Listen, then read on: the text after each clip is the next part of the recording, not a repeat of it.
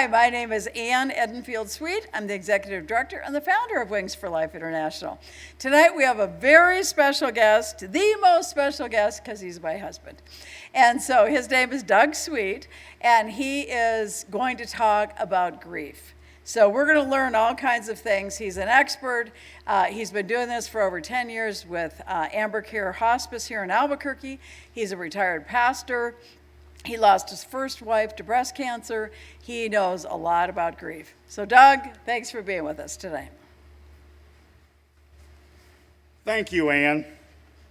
As Ann mentioned, I work for Amber Care Hospice, and we do a number of workshops related to grief and loss. Tonight, I want to talk about loss first before we get into grief. There are many and varied words to describe the thoughts and feelings experienced in loss and grief. Just think for a moment and write down all the words you can think of that describe your experience.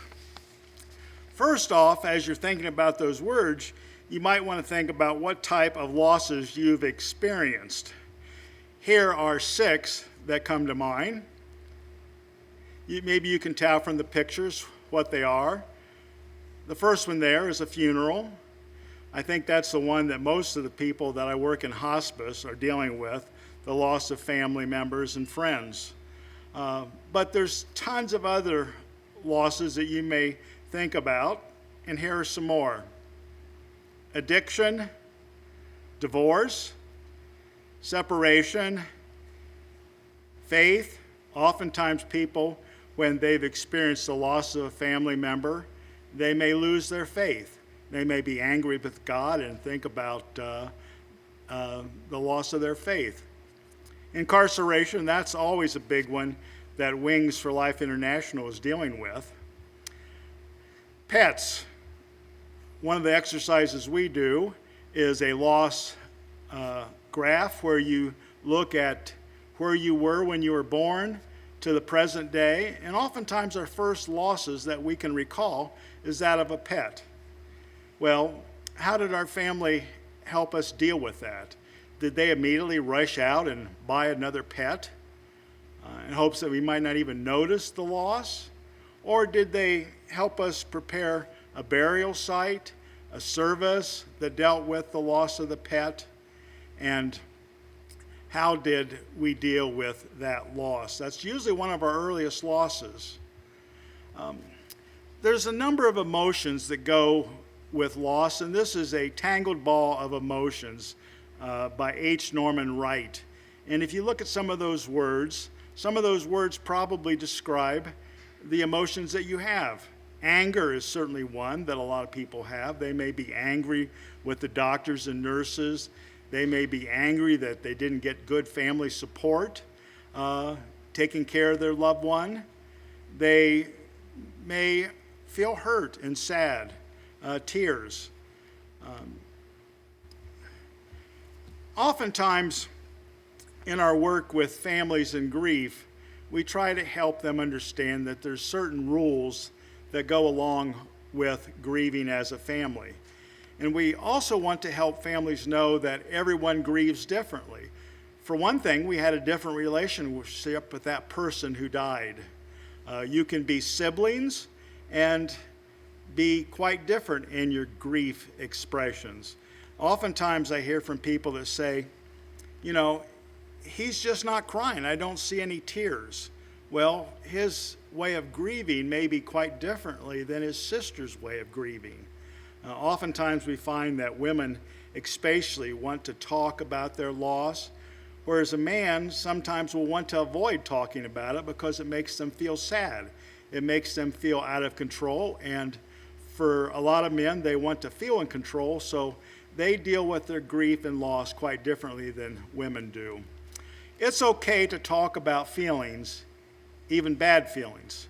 Talking will help the pain go away. Oftentimes in our workshops, especially if it's a 6-session workshop, they will be real nervous and quiet about talking about that their loved one that died, but over the course of many weeks, they may discover that it's become easier and easier to talk about that loss. Feeling guilty or angry is normal. We all say or do things we later regret, but none of us is to blame for the death of our loved one. It's okay to cry, to feel sad, to feel lonely, and tears oftentimes help and will help in the healing process. It's okay to laugh. It doesn't mean that we don't love our loved ones, but laughter is a way for us to connect to each other. It's okay to share a memory and to mention our loved one's name, even if it brings tears. Oftentimes, our family and friends do not bring up our loved one's name because they're afraid they'll make us feel sad. So they avoid that, thinking that really that helps. But in reality, our loved one really hopes that they will talk about the loved one that died. And we try to help people understand that for those people that have lost a loved one, sometimes it helps if you yourself bring up the loved one's name and share a memory. It's like giving them permission to do that with you. Most important, don't forget to ask for extra hugs whenever you are feeling sad, lonely, or confused. And, of course, hug back. There's rules for holiday and grief, and I want to share some of those rules with you. There is a difference between actively listening to what another person is saying and expressing your own grief. Make every effort not to interrupt when someone else is speaking. Thoughts and feelings and experiences shared in this group with your family and friends should stay in the group. Please, when one of your loved ones expresses a feelings or thoughts, please do not take that feeling and thought and share it with the next person, because the next person may share it with somebody else, and pretty soon it may not even be remotely connected to what the first person said. Allow each person equal time to express their thoughts, so a few people don't monopolize the group's time. Avoid advice giving, and this sometimes is very difficult for our friends to do. Avoid giving advice unless they specifically request your advice. And then remember that this is to be of help to them. It's not for your own grief. Sometimes when a person says, "I've lost my loved one to cancer," and they're talking to somebody and they will immediately say, "Well, I lost my spouse to cancer too," and then pretty soon your loss and grief has been turned into their loss and grief, and you're the one doing all the listening and they're the one doing all the talking. Recognize, and I think this is really important, recognize that thoughts and feelings are neither right nor wrong. And create an atmosphere of willing, inviting sharing. Help your loved ones be prepared to share as you listen respectfully. Try not, again, to share a lot of help and insight with them. Listen. That's really one of the most important things you can do with family and friends, is be a listening presence. Create an atmosphere of willing, inviting sharing. If you feel pressured to talk but don't want to say so, you have a right to request to be silent. We oftentimes tell our people that we're working with in grief groups, if we ask you any questions that you don't want to talk about, that's all right. Just feel free and willing to say pass, and whenever you're willing to talk, then that will be the appropriate time. Each person's grief is unique. Please remember that. You can't compare your grief with somebody else's grief.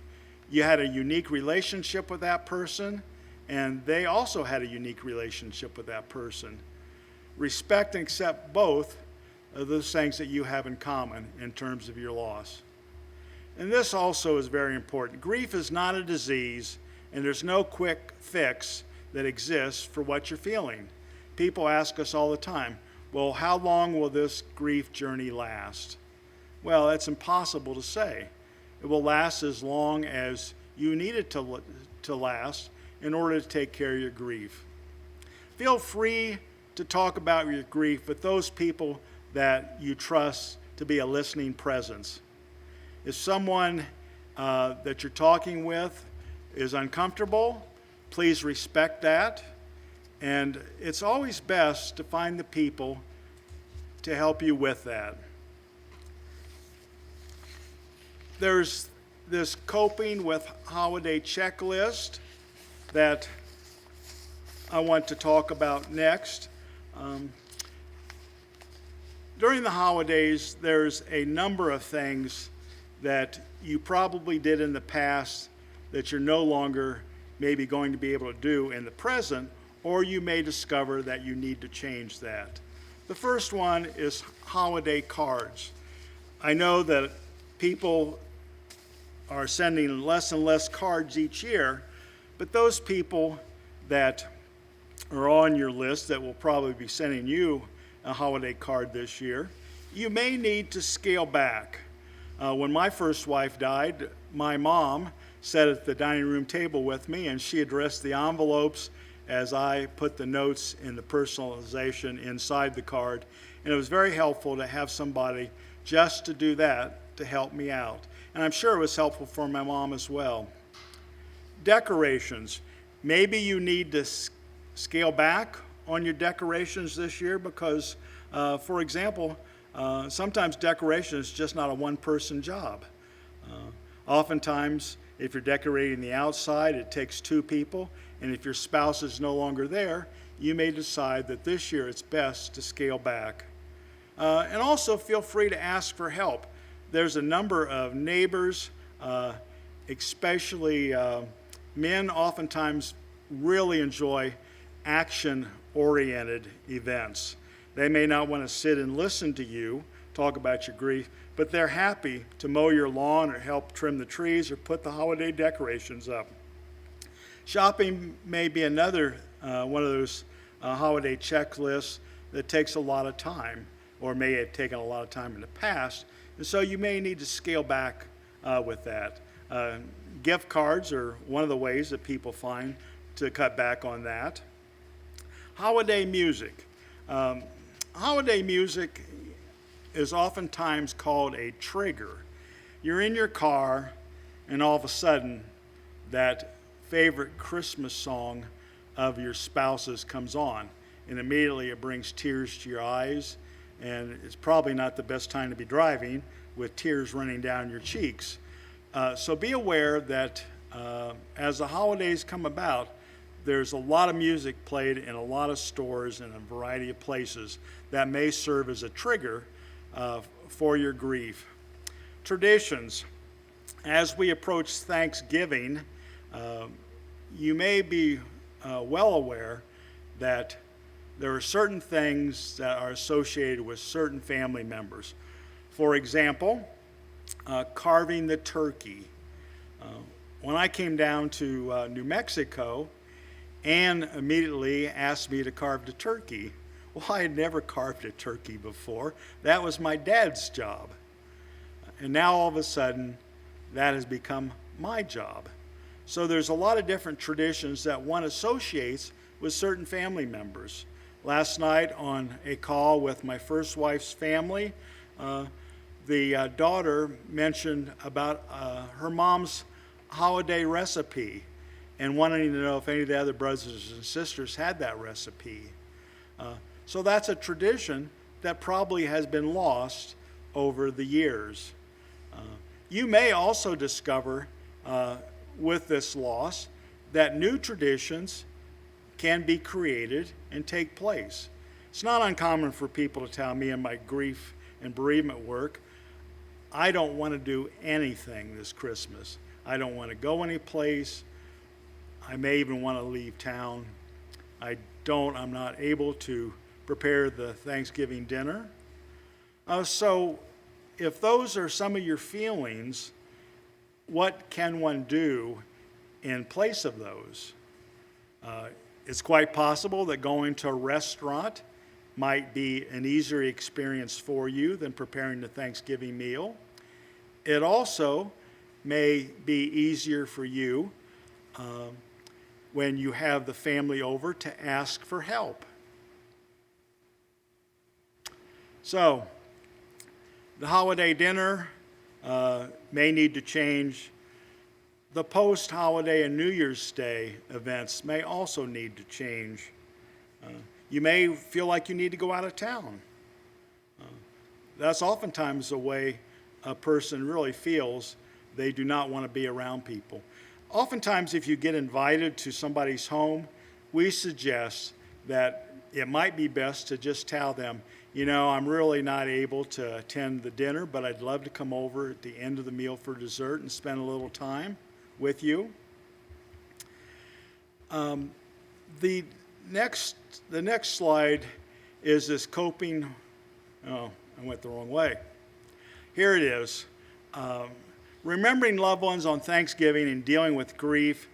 That website offers over 20 examples, a December's worth of December ideas, 31 ways to remember a loved one during Christmas, and 64 New Year's resolutions for grievers, and then 64 things I wish somebody had told me about grief. This is posted on the Wings site. Please pull those up because there are lots and lots of helpful ideas. And to show you what some of those are, there's 15 grief resolutions for New Year's is part of that 64 tips for grieving at the holidays and New Year's. Be honest about how you feel with yourself and with others. Speak your loved one's name. By speaking their name, it gives your family and friends permission to speak about your loved one. Support someone else. Seek professional help. Amber Care Hospice has bereavement workshops, over 30 events, and a lot of those are open to community support. Be open to happiness. Let go of guilt about having fun or enjoying life.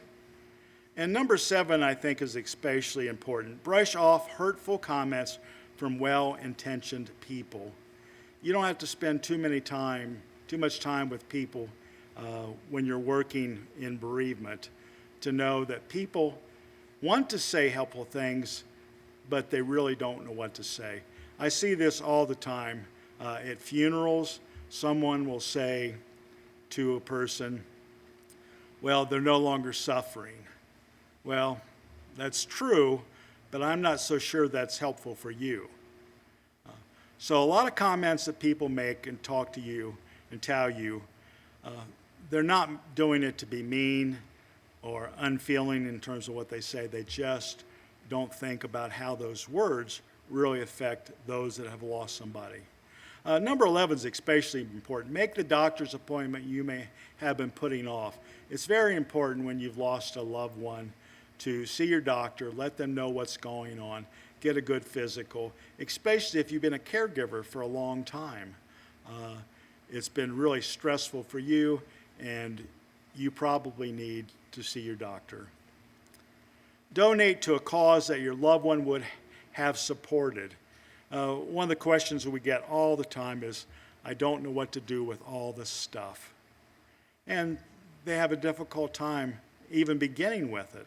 So that's one of the things we try to help in our workshops of dealing with the stuff. Certainly some things you probably don't want to get rid of at all. You want to keep them and cherish them. There's other things that some of your friends and family members would like to have in terms of remembering them. The other day out in the garage, I found a hammer that said Ann's son's name on it. And I said, we need to put this away because her daughter may cherish that hammer that her dad used at one time. Number 10 will take some time for some people. Archive those old photos in an album or online. It's especially helpful to have those photos when you're remembering your loved ones.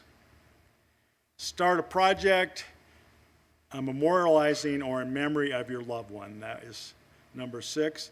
And 15 may be something that you'll find to be especially useful in your own grief. Plan a vacation.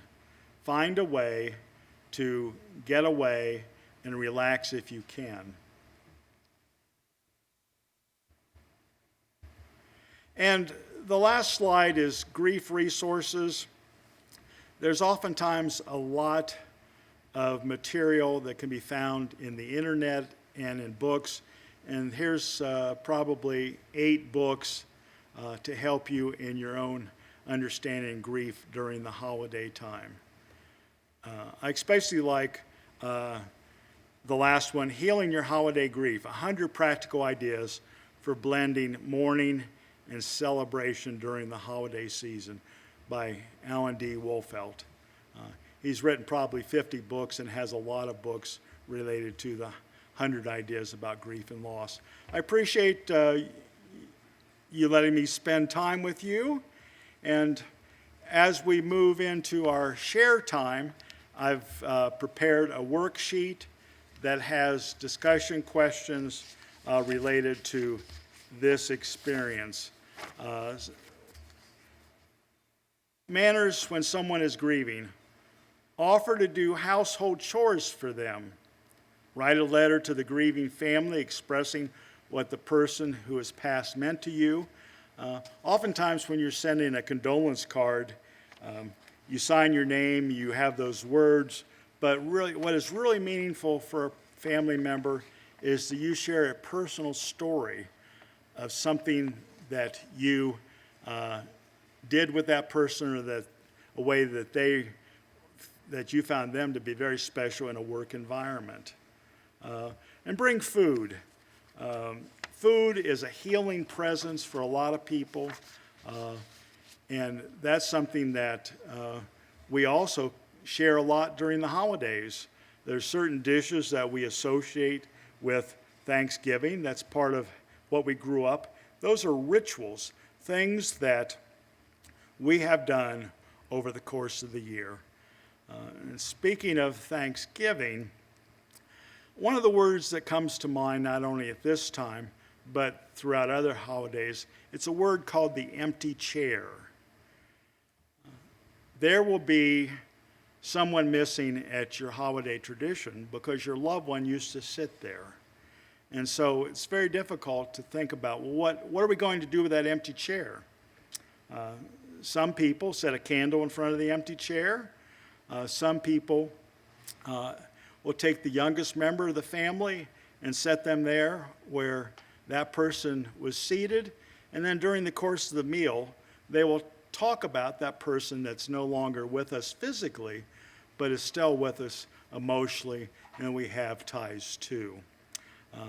Also, you may discover that it just may be too difficult to gather around the table. So serve the meal buffet style. Let people sit in a variety of places so it doesn't look and feel so much like that empty chair is there.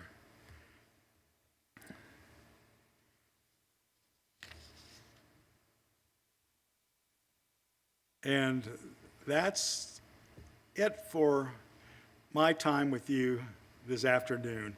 I'm sure Ann will have a few things to share as well. Thank you so much. Thanks, Doug. Yes, I will have a lot of things to share here. And of course, we're going to go to breakout rooms too. First of all, I'd like to remind you that a lot of our audience comes to us through YouTube. And if you go to YouTube, please subscribe.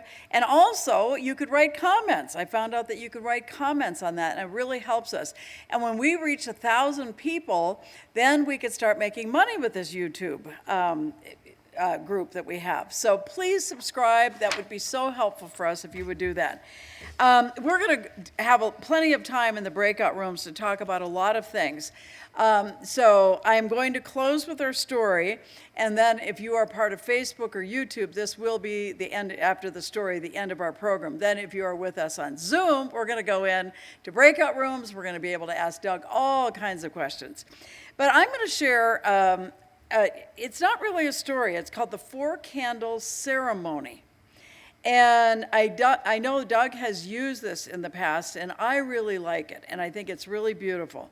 So if you have lost someone, especially Thanksgiving, Christmas, any special time when you're gathering for any special holiday, you could set out 4 candles.